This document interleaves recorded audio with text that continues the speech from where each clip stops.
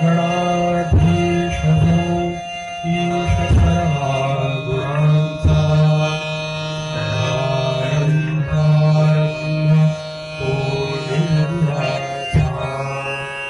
नमो शारदा मूलतत्त्वाधारा पंथ आनंद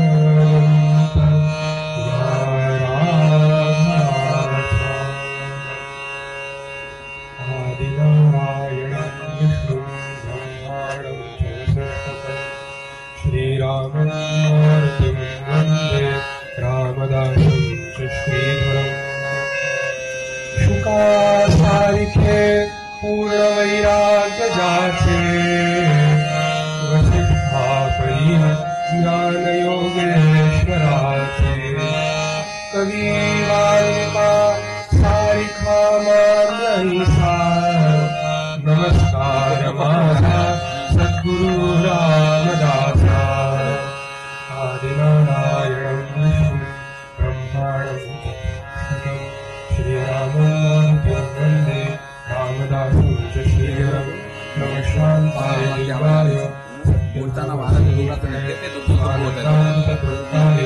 शान्ताय नमो नमः समर्थे दिला मुक्तीचाही जयासी विवेकी विरागी खरा रामदासी स्वये सद्गुरु अंगीकारी जयासी नमस्कार माझा तया भास्करासी मीना मीना वहं नास्ति गुरुकृपा स्वयं दिशा तत्त्वमसीति बोधेन ब्रह्मरूपा विनिश्चिता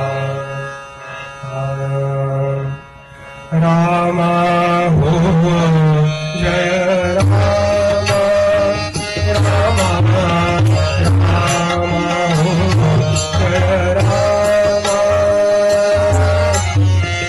राम हो जय राम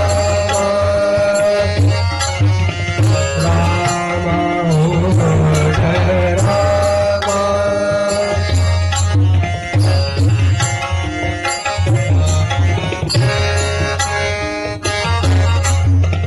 पतित पावना पूर्ण धाम पतित पावना पूर्ण धाम राम हो जय राम राम राम हो जय राम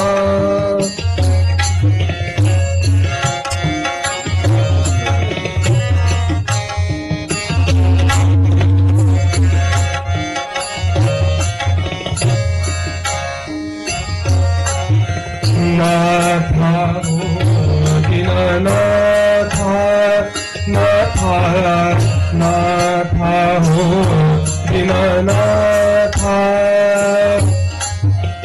तुमसे चरणी राहो माथा तुमसे चरणी राहो माथा तुमसे चरणी राहो माथा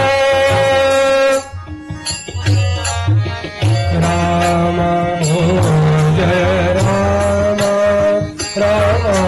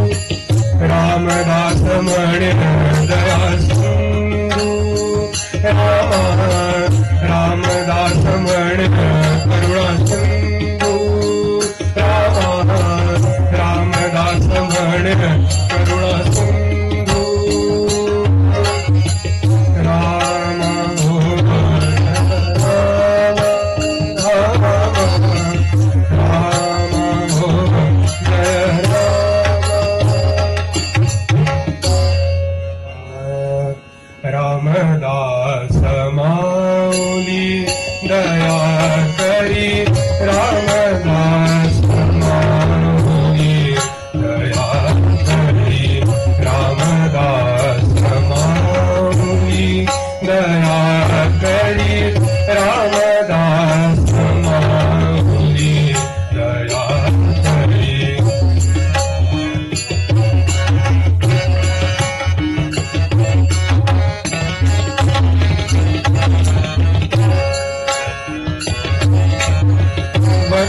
वत्सलागी धेनु जैसी वत्सलागी धेनु जैसी करी करुणा साहुली दया करी करुणा साहुली दया करी रामदास माऊली दया करी रामदास माऊली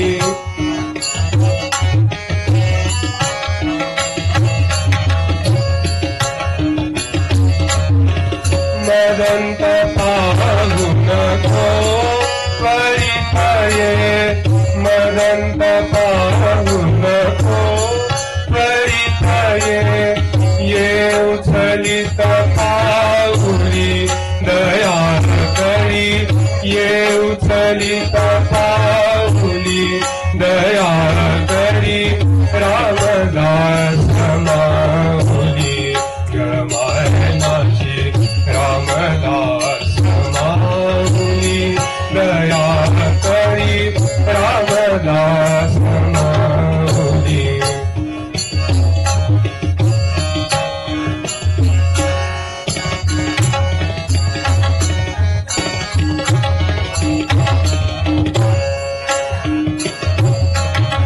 जय रामात्मज तनयावरी करी जय रामात्मज तनयावरी करी सुखकर कर साहुली दया करी सुखकर कर साहुली दया करी रामदास माऊली रमाय माझी रामदास माऊली दया करी रामदास माऊली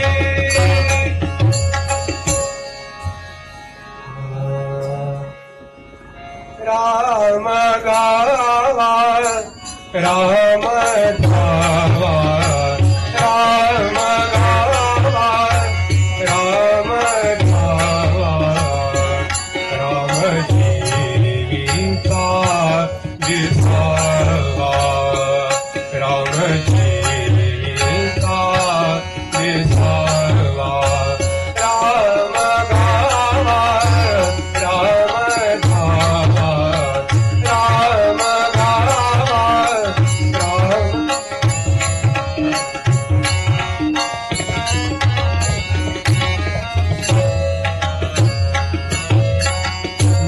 मंगलाचे मंगल मंगलाचे मंगल राम कौशल्येचा बाळ राम कौशल्येचा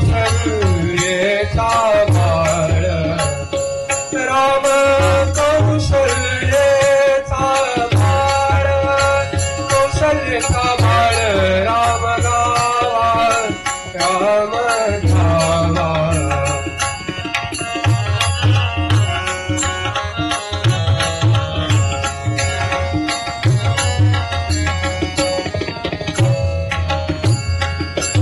कल्याणाचे दे कल्याण कल्याणाचे दे कल्याण रघुराया ते गुणगान रघुराया ते गुणगान रघुराया ते गुणगान राम गावा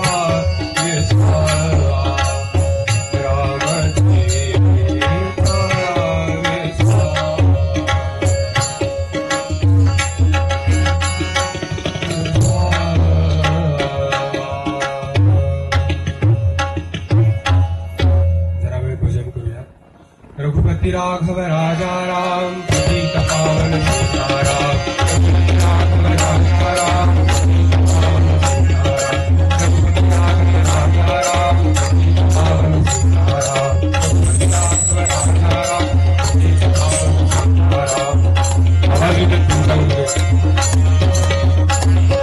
रघुपति राघव राजा राम पतित पावन सीताराम रघुपति राघव राजा राम पतित पावन सीताराम रघुपति राघव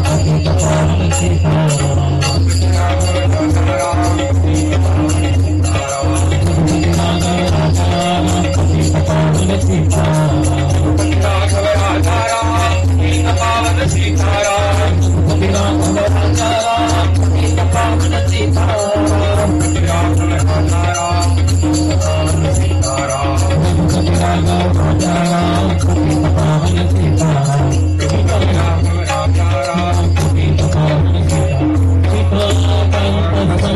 जय राम सद्गुरु समर्थ रामदास स्वामी महाराज की जय महाभगवत हनुमान की जय श्रेष्ठ गंगाधर स्वामी महाराज की जय योगीराज कल्याण स्वामी महाराज की जय सद्गुरु दत्तात्रेय स्वामी महाराज की जय सद्गुरु भगवान श्रीधर स्वामी महाराज की जय छत्रपति शिवाजी महाराज की जय छत्रपति धर्मवीर संभाजी महाराज की जय आर्य सनातन वैदिक हिंदू धर्म की जय जय जय रघुवीर समर्थ।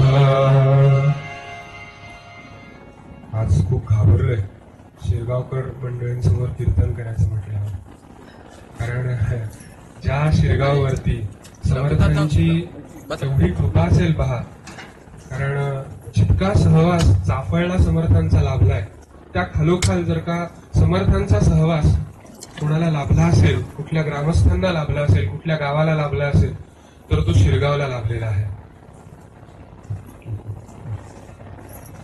आणि इतकंच नाही तर समर्थांचे जे पट्टशिष्य योगीराज कल्याण स्वामी त्यांच्या बंधूंचा इथे मठ, ह्या मारुती स्थापनेमध्ये, या मारुती मंदिराच्या स्थापनेनंतर ह्या मठावरती समर्थांनी आपल्या लाडक्या शिष्याच्या बंधुराजांना मठपती करून पाठवलं. म्हणजे तेवढं प्रेम या शिरगावकरांवरती समर्थांचं आहे. आणि अजून एक गोष्ट सांगतो, आपण दत्तात्रय स्वामींची 300वी पुण्यतिथी साजरी करतोय, तर असे काही महत्वाचे महोत्सव, काही महत्वाच्या पर्वणी असतात, तर त्या परंपरेमध्ये अनेक प्राप्त पुरुष हे दृश्य अदृश्य स्वरूपाने आपल्या सद्गुरूंप्रती कृतज्ञता व्यक्त करण्यासाठी म्हणून ह्या उत्सवांमध्ये उपस्थित असतात. हा अनुभव आम्हाला गडावरती कायम येतो. ची साक्ष शहाजी महाराज स्वतः आहेत, तेही देतात. कित्येक ज्ञात अज्ञात पुरुष दृश्य रूपानी आणि अदृश्य रूपानीही समर्थांच्यासाठी गडावरती उपस्थित असतात. आणि इथे तर 5-5 महापुरुष सिद्ध आत्मज्ञान प्राप्त झालेले आहेत. माझी निश्चित खात्री आहे की ह्या 300व्या पुण्यतिथीच्या पर्वणी निमित्त ते सारेही इथे सूक्ष्म रूपाने उपस्थित आहेत. त्यामुळे एवढ्या साऱ्या महान सत्पुरुषांसमोर कीर्तन करायचं मी फार घाबरलो, पण समर्थ माझ्या मदतीला धावून आले. समर्थ श्रोते स्तवनामध्ये म्हणतात, तुम्ही श्रोते जगदीश मूर्ती, तुम्ही श्रोते जगदीश मूर्ती, तेथे माझी व्युत्पत्ती किती, बुद्धिहीन अल्पमती सलगी करीतो, व्याघ्र सिंह भयानक देखोनी लोक भयचकित, परी तयांची पिली निशंक तयां पुढे खेळती. तुम्ही जरी व्याघ्र सिंह असाल ना परमार्थातले, मी तुमचं पिल्लू आहे, तुमच्यासमोर निशंकपणे बोलणार आहे. शंकराचार्यांचे एक शिष्य होते हस्तामलकाचार्य म्हणून. हस्तामलकाचार्य म्हणजे काय, तर ज्यांच्या हातावरती सहज आवळा यावा असं ज्यांना ज्ञान प्राप्त झालं होतं, असे हस्तामलकाचार्य आत्मज्ञानी सत्पुरुष. तरीही शंकराचार्यांच्या प्रत्येक प्रवचनांना ते हस्तामलकाचार्य बसायचे. एक दिवस एका गुरुबंधूंनी हस्तामलकाचार्यांना विचारलं की महाराज आपण आत्मज्ञानी प्राप्त पुरुष, मग तरीही प्रत्येक प्रवचनाला का बसता? त्यावेळेस हस्तामलकाचार्यांनी उत्तर दिलं होतं की जे ज्ञान मला झालेलं आहे, जो अनुभव मला येतो आहे, तो बरोबर आहे ना, याचा पडताळा मी शंकराचार्यांच्या प्रवचनांमधून करतो. आज मी जे काही चिंतन करतो, जे काही दासबोधावरचा अभ्यास करतो, तो बरोबर आहे ना, याचा पडताळा मी तुमच्या समोर करणार आहे. तुम्ही अधिकारी आहात, मला नक्की सांगा तो योग्य आहे का अयोग्य आहे. आज निरूपणाला घेतलेला अभंग आहे, राम गावा राम ध्यावा, राम जीवीचा विसावा, मंगलाचे जे मंगल, राम कौसल्येचा बाळ, कल्याणाचे जे कल्याण, रघुरायाचे गुणगान, राम कैवल्याचा दानी, राम दासांचा अभिमानी. सकाळी उठल्यापासून रात्री झोपेपर्यंत आणि अष्टप्रहर ज्या एका गोष्टीसाठी आपण धडपडत असतो, ती प्राप्त करण्यासाठी नानाविध प्रयत्न करत असतो आणि ती तरीही मिळत नाही. ती कशी मिळवायची? ती कोणती गोष्ट आहे, कुठली वस्तू आहे की ज्याच्या प्राप्तीसाठी आपण उठतो, बसतो, खातो, पितो, झोपतो? हा प्रश्न समर्थांनी उपस्थित केला या अभंगामध्ये. त्याचं उत्तरही दिलेलं आहे. राम गावा राम ध्यावा, राम जीवीचा विसावा. आपण आधी हा जीवीचा विसावा काय हा प्रकार समजून घेऊया. मला सांगा, आमचे सगळे शेतकरी दादा इथे आहेत. सकाळी पहाटे लवकर आपण आवरतो, शेतामध्ये कामाला जातो, राब राब राबतो आणि दुपारच्या वेळी एखाद्या मोठ्या विस्तीर्ण झाडाखाली भरपूर कष्ट करून, भरपूर घाम गाळून पाठ टेकतो. त्यावेळेसचा जो आनंद आहे ना, तो विसावा. आमच्या मातामाऊली बहुसंख्येने उपस्थित आहेत, त्यांना हा अनुभव असेल. सकाळी उठल्यापासून सडा संमार्जन करा, रांधा वाढा, उष्टी काढा, घरातल्या तान्ह्या मुलापासून म्हाताऱ्या तान्ह्यापर्यंत सगळ्यांचे कष्ट उपसा, तेही काकू न करता. आणि रात्री सगळे कष्ट करून जेव्हा आमची माऊली भुईवर पाठ टेकवते, आता संपले बाई, आता सगळं असेल ते उद्या, असं जेव्हा म्हणते ना, ते जे समाधान असतं ना कष्ट केल्यानंतरच, तो म्हणजे जीवीचा विसावा आहे. तो विसावा आहे आपला. कधीतरी कोणीतरी आपलं कौतुक करतं, मुठभर मास चढतं म्हणतो आपण अंगावरती, मनाला खूप आनंद होतो चांगले शब्द आपल्याबद्दल ऐकले तर. हा आपल्या मनाचा विसावा आहे. कधीतरी एखादा नवीन स्वयंपाकातला पदार्थ असतो, नवीनच केलेला असतो कोणाकडे तरी शिकून, आणि जमतो. घरातले म्हणतात वा छान झाला एकदम. बुद्धी लावलेली असते काहीतरी तो स्वयंपाक करण्याकरता. म्हणजे बुद्धीनी ज्या वेळेस आपल्याला तो वाह असं ऐकू येतं ना, आणि मनाला जे समाधान वाटतं ना, तो झाला विसावा. आपण तो बुद्धीच्या माध्यमातून घेतलेला असतो.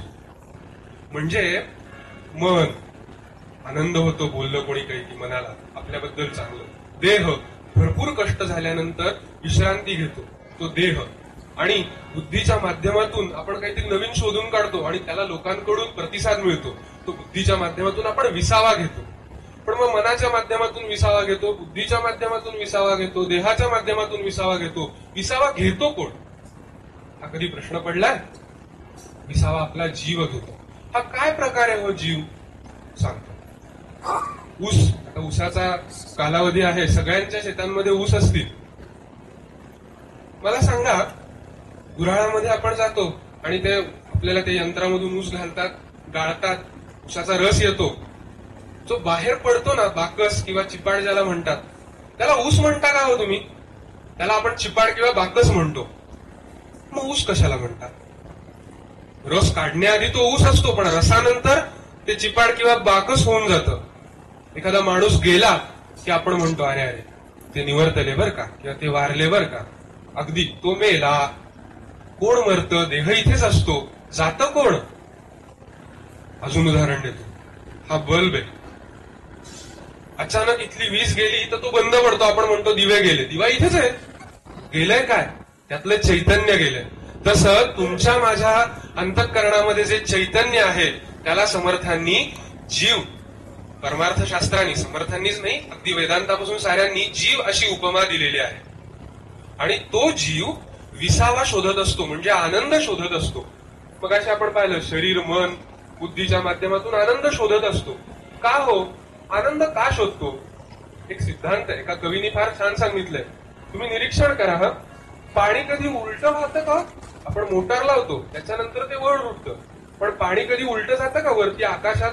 ते कायम समुद्राच्या दिशेने वाहत जातं. का? त्याचा तो मूळ स्रोत आहे समुद्र. आणि ह्या उलट अग्नीच आहे. आपल्या प्रत्येकाने कधीतरी यज्ञकुंडामध्ये पेटवलेला अग्नी पाहिला असेल. अग्नी कधी खाली जमिनीकडे धावतो? अग्नी हा काय ऊर्ध्व जातो, वर जातो. त्याचं आपल्याकडे शास्त्रांमध्ये अग्नीचा स्रोत हा सूर्य मानलेला आहे, किंवा अग्नीचा जो मोठा एक भाग आहे तो सूर्य मानलेला आहे. प्रत्येक छोटा अंश हा आपल्या मोठ्या अंशाकडे धावतो. तसं हा जो जीव आहे ना, हा त्या परमात्म्याचा अंश आहे, त्या परमजीवाचा, त्या शिवाचा अंश आहे. आणि तो जो परमात्मा, तो परमशिव आहे, तो आनंदमय आहे. त्यामुळे हा जीव देखील सगळ्या माध्यमातून आनंद शोधत असतो. आपण घर म्हणतो, अन्न वस्त्र निवारा मूलभूत गरजा म्हणतो, पण मला सांगा, विष घातलेलं अन्न खाईल का हो कोणी? मूलभूत गरज आहे ना, खाल का विष घातलेलं अन्न? मग मूलभूत गरज अन्न आहे का अन्नाच्या माध्यमातून शरीराचं पोषण होऊन शरीर जगण्याचा आनंद आहे? वस्त्र प्रचंड उकाड आहे आणि एखादी स्पर्धा ठेवली की एकाने एकावर एक 50 कपडे घालायचे, त्याला 1,00,000 रुपयाचं बक्षीस देईन. 50 डिग्री सेल्सिअस तापमान आहे, कोण घालेल हात वर करा. का? वस्त्र मूलभूत गरज आहे ना आपली? नाही. आपण फक्त ती जे हा देह धारण करण्यासाठी, या आनंदासाठी, शरीर झाकण्यासाठी ते साधन म्हणून वापरतो. निवारा. सगळ्यांना घरं हवी आहेत. आता आमच्या शहरामध्ये तर हे फॅड आहे, इथे खेडेगावात मला माहिती नाही, पण ते वास्तुशास्त्र नावाचा प्रकार आहे. वास्तविक तो आपल्या शास्त्राचा एक भाग आहे. पण हल्ली घर घेताना प्रत्येक जण वास्तुशास्त्र बघतं. का हो? घर मूलभूत गरज आहे ना, कसंही का असे ना, घ्या ना घर. नाही, त्रास होतो नंतर आम्हाला. अमुक दिशेला दार असेल तर त्रास होतो, तमुक दिशेला स्वयंपाकघर असेल तर त्रास होतो. म्हणजे घर ही मूलभूत गरज नाही, त्यातून मिळणारा आनंद ही मूलभूत गरज आहे.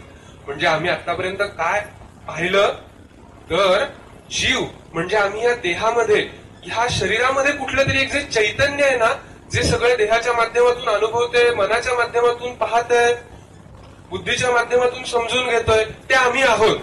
त्याला विसाव्याची आवश्यकता आहे, कारण ते ज्या परमात्म्याचा अंश म्हणून आलेला आहे ना, तो आनंदमय आहे, तो विसावा आहे, परम विसावा. त्यामुळे हा मन आहे तसंच धाव घेतं आपल्या मूळ स्वरूपाकडे. आम्हाला हे कळलं की जीवीचा विसावा लागतो प्रत्येक जीवाला. मग आम्ही काय करतो? आम्ही सकाळी उठल्यापासून रात्री झोपेपर्यंत हा विसावा शोधत असतो. पण तो कुठे शोधतो? तो माणसांमध्ये शोधतो. पण समर्थ काय म्हणतात माहितीये? विषय जनित जे जे सुख, पूर्वी गोड अंती शोक, नेमस्त आहे श्रीराम. विषय म्हणजे आपल्या डोळ्याला पंचमहाभूतांनी झालेल्या ह्या ज्या काही गोष्टी दिसतात, त्याच्यापासून बनलेल्या आपण सगळे व्यक्ती, वस्तू, यांच्या माध्यमातून आपण जो आनंद घेण्याचा प्रयत्न करतो ना, ते विषयजनित सुख. माणसाच्या सहवासात जातो, आनंद मिळतो म्हणून. आणि मग काय होतं? आमच्याकडे एक सुभाषित आहे, अतिपरिचयात अवज्ञात संतत गमनात अनादरो भवती, मलये भिल्ल पुरंध्री चंदन तरुकाष्ठमिंधनम कुरुते. होतं काय? मलयगिरी पर्वत आहे आणि तिथे म्हणे झाडच्या झाडं फक्त चंदनाची. मग काय करतात आमच्या तिथल्या भिल्लीड माता भगिनी? सरपण म्हणून चंदनाची झाडं वापरतात. का? अतिपरिचयात अवज्ञा. अतिच झाडं तिथे. माणसाच्या बाबतीत असं होतं, अतिसंपर्क आला ना की मग तिथे दुःख होतं. विषयजनितेकरण. ते वस्तू उदाहरण घ्या, ज्याच्या घरात फ्रीज आहे, ज्याच्या घरात फ्रीज नाहीये आणि ज्याच्याकडे चांगला फ्रीज आहे. आम्ही आहे ना, ज्याच्याकडे मध्यम दर्जाचा फ्रीज आहे त्याला जाऊन विचारा, तो म्हणत असतो मला जरा अजून चांगला फ्रीज घ्यायचाय. ज्याच्याकडे फ्रीज नाहीये तो म्हणतो मला जरा फ्रीज घ्यायचाय, कसा का असे ना.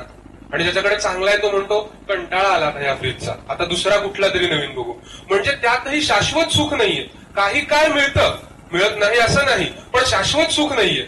आणि संत असं सांगतात, समर्थ असं सांगतात की वास्तविक सुख हे शाश्वत असलं पाहिजे आणि कुठल्याही वस्तूंशिवाय असलं पाहिजे. असं कधी होतं का? होतं. कसं काय होतं? राम गावा, राम ध्यावा, राम जीवीचा विसावा. समर्थ म्हणतात त्या रामाचं ध्यान करून पहा. कुठलीही वस्तू, कुठलीही व्यक्ती, कुठलाही राग, लोभ, द्वेष, भाव यांच्या व्यतिरिक्त फक्त रामाच्या भजनाने आम्हाला जीवीचा विसावा मिळतो. मग प्रपंचात कितीही दुःख येऊ दे. आपण इथे वृद्ध माता भगिनी आहेत आणि इथे संतही उपस्थित आहेत. आपण कधीतरी चर्चा करा, विचारा की आमच्याकडे सारं काही आहे. आपण आपल्या आयुष्याचा पडताळा करून पहा. बाल्यावस्थेपासून आतापर्यंत भरपूर प्रयत्न केले, पण खरं सांगा सुखी आहोत का? काहीतरी एक हवं असतं अजून.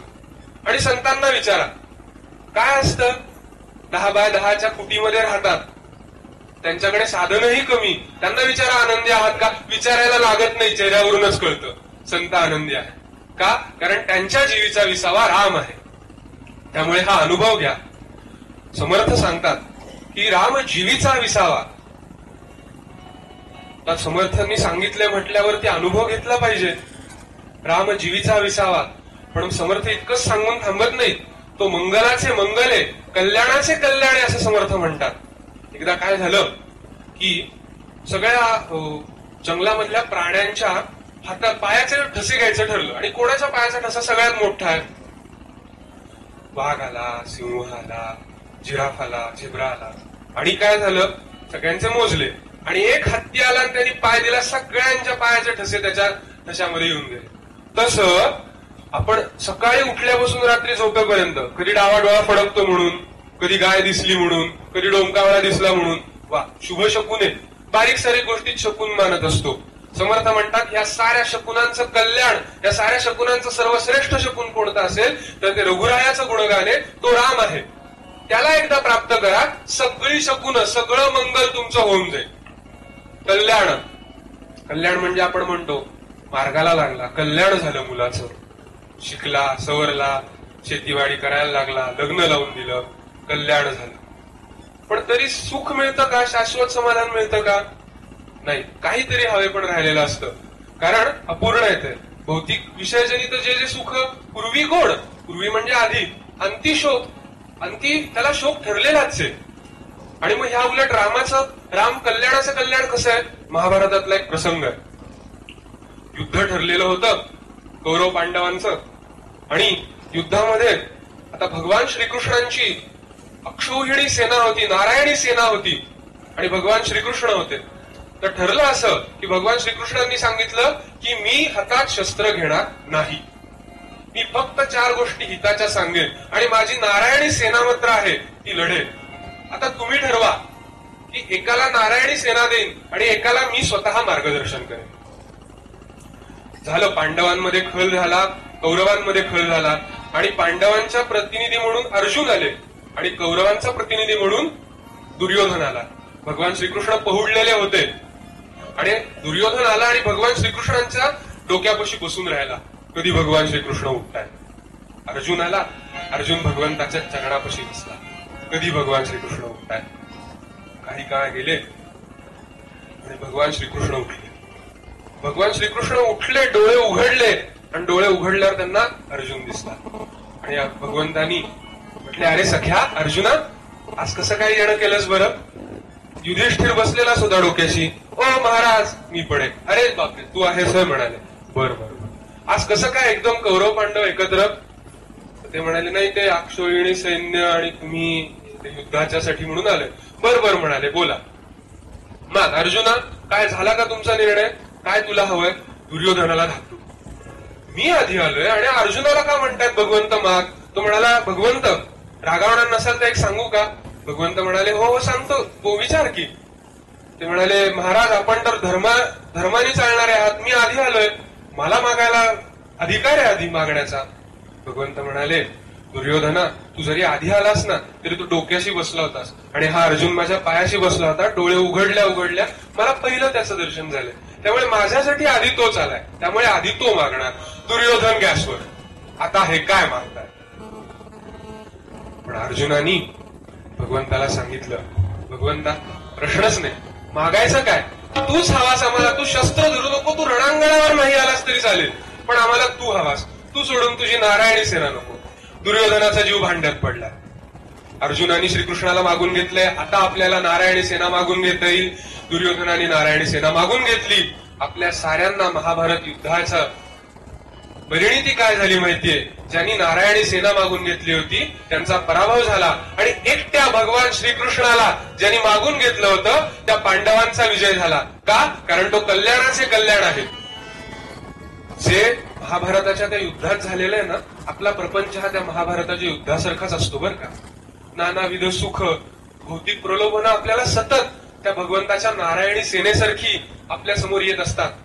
मायाच आहे, तीही त्याची माया होती आणि ही भौतिक सुखही त्याची मायाच आहे. आपण अर्जुन व्हायचं का दुर्योधन व्हायचं हे आपल्या हातात आहे. आपण भगवान श्रीकृष्णाला, आपण रामरायाला मागून घ्यायचं, परमात्म्याला मागून घ्यायचं का त्याच्या भौतिक सुखांना मागून घ्यायचं आपण ठरवायचं. इतिहास असं सांगतो की ज्यांनी रामाला मागितलं, ज्यांनी कृष्णाला मागितलं त्याचं कल्याण झालं. म्हणून समर्थ म्हणतात की मंगलाचे जे मंगल, कल्याणाचे जे कल्याण, सर्वश्रेष्ठ कल्याण तो राम आहे. आम्हाला हे इथपर्यंत सगळं कळलं बुवा. जीवीचा विसावा तो आहे, तो कल्याणाचे कल्याण आहे, मंगलाचे मंगल आहे. पण राम मागून घ्यायचा, राम जीवीचा विसावा करायचा म्हणजे काय करायचं? समर्थ ह्याचंही उत्तर देतात.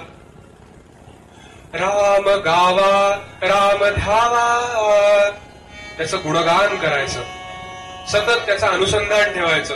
कधी वेळ मिळाला तर मठात येऊन बसायचं, जप करायचा, नामस्मरण करायचं, सायं उपासनेला बसायचं, जाता येता कामधंदा करता सतत त्याचं नामस्मरण करायचं. हे त्याचं गुणगानच आहे बरं का. त्याच्यासाठी पेटी, तबला, झांजा घेऊन गायला हवंच असं नाही. गुणगान म्हणजे काय माहिती? आपली अत्यंत प्रिय व्यक्ती असते ना, त्या व्यक्तीबद्दल आपण दुसऱ्याकडे बोलायला लागतो तेव्हा आपल्याला कळतच नाही वेळ कसा वाढतोय ते. सतत त्याचं चिंतन, त्याचं चर्चा, त्याचंच वर्णन करत राहतो. ते करणं म्हणजे गुणगान आहे. समर्थ म्हणतात, समर्थांना हे अपेक्षित आहे, असं त्या रघुरायाचं गुणगान करा. असं करता करता तुम्हाला कळेल की त्यातच आनंद आहे. एक साधी गोष्ट सांगतो की भगवंताच्या अनुसंधानामध्ये आणि व्यावहारिक जीवनामधला आनंद मिळवण्यामध्ये फरक काय आहे? आपण खूप कष्ट करतो, आधी खूप कष्ट घेतो आणि मग फळ मिळतं. पण भगवंताच्या प्राप्तीसाठी केलेले प्रयत्न सुद्धा आनंददायी असतात बरं का. नामस्मरण करतानाही आनंद मिळतो, म्हणजे त्याच्या प्राप्तीसाठी केलेले कष्ट हे कष्ट नसतातच, तिथून आनंदाची सुरुवात होते. एक कवी एका पदात फार छान म्हणतो, राम का गुणगान करिले, राम का गुणगान करिले, राम प्रभु की भद्रता का, राम प्रभु की भद्रता का, सभ्यता का ध्यान धरिए, ध्यान धरिए, राम का गुणगान करिए, राम का.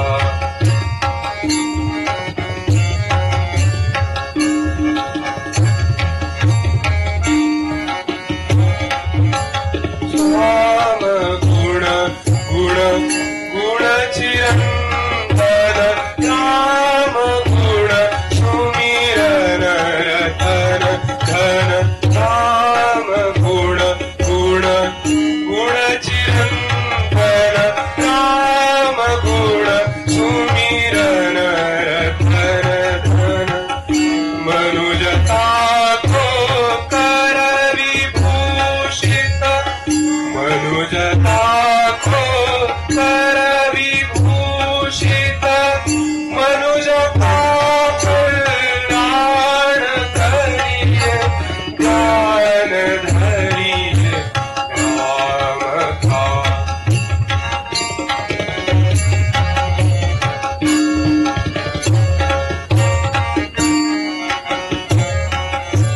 सगुण ब्रह्म स्वरूप सुंदर, सगुण ब्रह्म स्वरूप सुंदर, सुजन रंजन रूप प्रियकर, सुजन रंजन रूप प्रियकर, राम आत्मा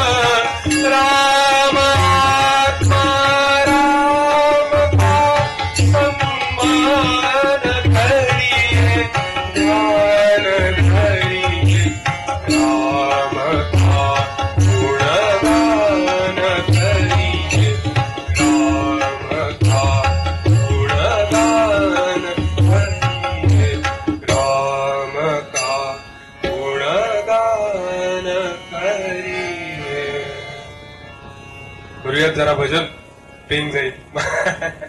रघुपती राघव राजा राम पतित पावन सीताराम.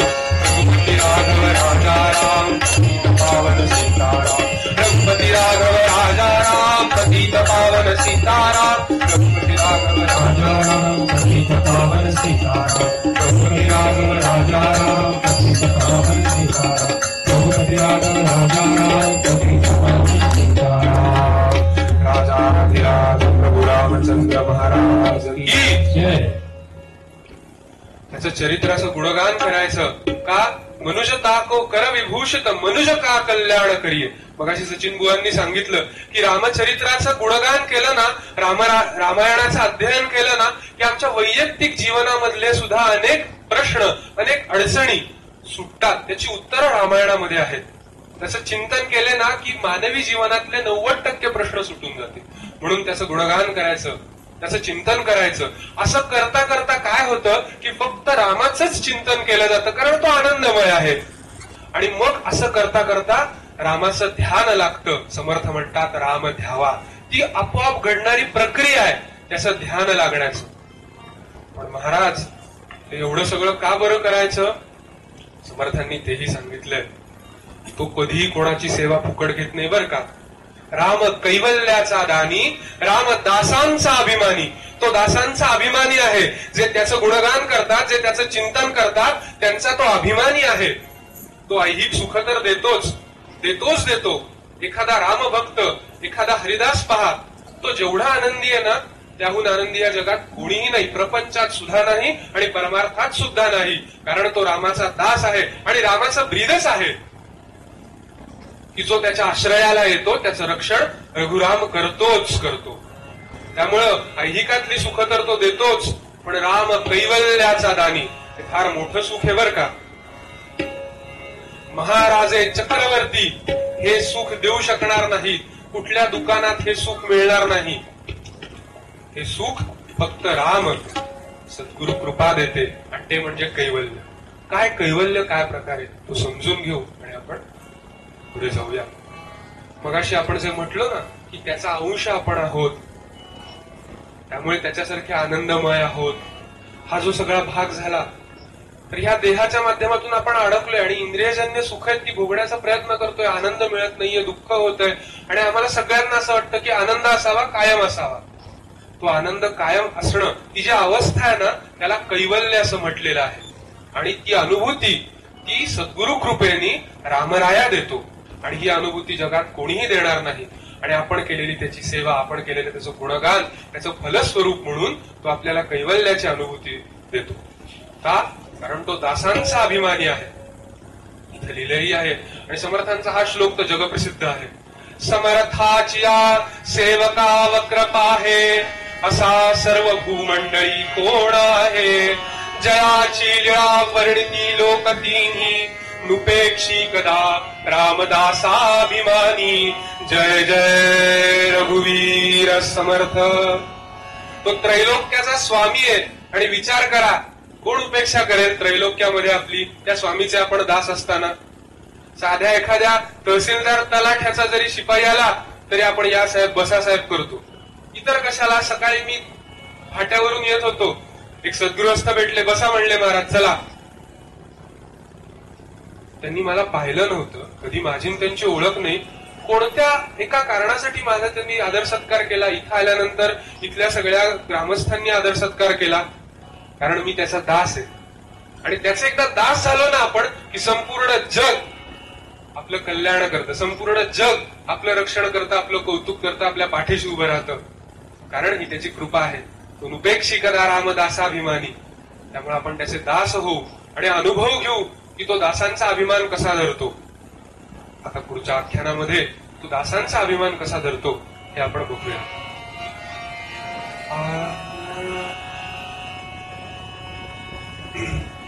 राम गावा राम ध्यावा, राम गावा राम ध्यावा, राम जीविता विसावा, राम जीविता विसावा. विसावा मंगलाचे जय मंगल मंगलाचे जय मंगल राम कौसल्येचा बाळ राम कौसल्येचा बाळ राम गावात राम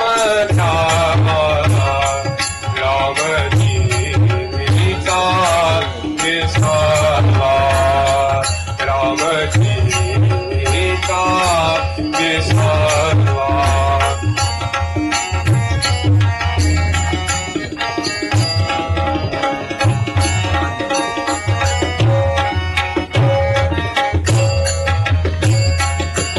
कल्याणाचे जय कल्याण कल्याणाचे जय कल्याण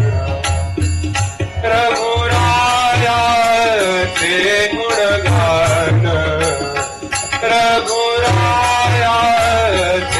गुणगान राम कैवल्याचे